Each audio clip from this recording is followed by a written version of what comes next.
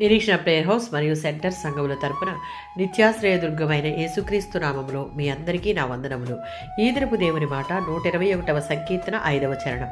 నీ కుడి ప్రక్కన యెహోవా నీకు నీడగా ఉండును, యెహోవాయే నిన్ను కాపాడువాడు, నీ కుడి ప్రక్కన యెహోవా నీకు నీడగా ఉండును అని దేవుడు ఇక్కడ సెలవిస్తూ ఉన్నాడు. ఎవరికి అంటే దేవునిలో నమ్మకం ఉన్న వ్యక్తి ఎప్పుడూ దేవుని కాపుదల, రక్షణ, శ్రద్ధ గల ఆయన సంరక్షణలో ఉండడానికి నిశ్చయించుకున్న వానికి. 16వ సంకీర్తన 8వ చరణం.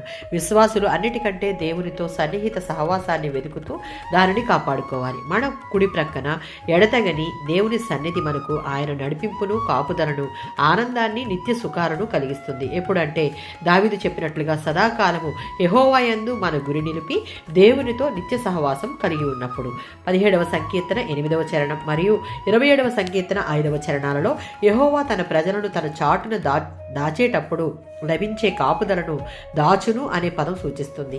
తల్లి పక్షి ఏ రీతిగా తన పిల్లలను తన రెక్కల చాటున దాచి ఉంచుతుందో అదేవిధంగా దేవుడు తన పిల్లలైన వారిని కాపాడుతాడు. 91వ సంకీర్తన 1-2 చరణాలలో ఎవరైతే మహోన్నతులైన దేవుని ఉద్దేశానికి, కాపుదలకు తమను అప్పగించుకుని ఎల్లప్పుడూ దేవుని సన్నిధిలో నివసించడానికి ప్రయత్నిస్తారో వారికి భద్రత ఉంటుందని ఈ కీర్తన తెలుపుతూ ఉంది.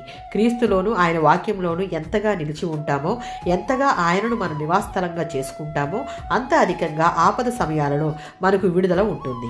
ఇంత గొప్ప సర్వశక్తిమంతుడైన దేవుని మనం కలిగి ఉన్నాం కనుక విశ్వాసులంగా లోకానుసారంగా ఎవరి మీద ఆధారపడవలసిన అవసరం లేదు. అన్ని విషయాలలో, పరిస్థితులలో దేవుని మీద ఆధారపడి ఆయన రెక్కల నీడను ఆశ్రయిస్తే మనకు కావాల్సిన కాపుదల, భద్రతనిచ్చి ఆయన నడిపిస్తాడు. ఆమేన్.